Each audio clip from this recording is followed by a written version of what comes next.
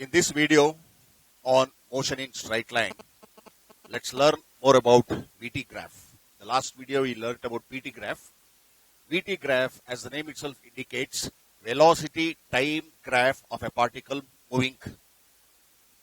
The definition of VT graph is, it is the graph obtained by plotting velocity of the particle against time. Velocity of the particle against time is VT graph.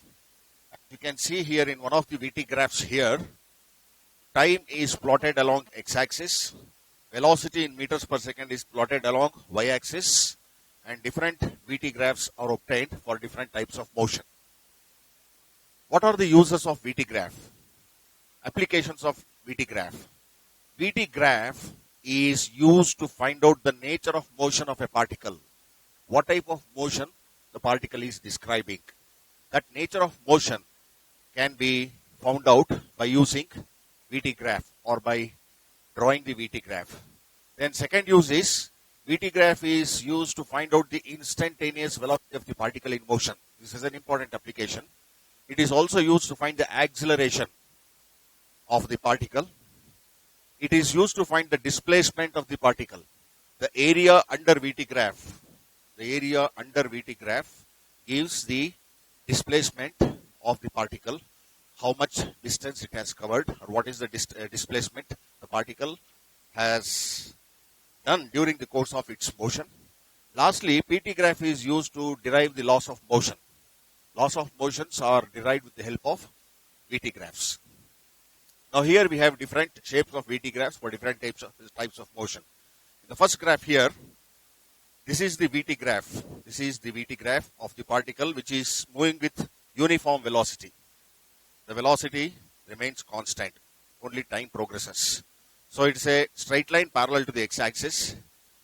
VT graph of a particle moving with uniform acceleration starting from rest. This is the rest position. Origin is the rest position. The particle has started its motion from rest, and hence it has been accelerating uniformly. And the graph is like this. It's a linear graph passing through the origin. Now here, this is the VT graph of the particle which is moving with uniform acceleration but starting with some initial velocity. The particle has already acquired some initial velocity, and from then onwards it started moving with uniform acceleration. The graph is shown like this, and this is the VT graph of a particle which is moving with uniform retardation. Uniform retardation. Retardation means negative acceleration. Whenever a body slows down its motion and in uniform manner, that is, it should cover equal distance in equal intervals of time. If the retardation is uniform, then the VT graph of the particle is as shown here. And lastly, this is the VT graph of a particle which is moving with a variable velocity. It's simply a curve of some shape. So remember that VT graph is very, very important.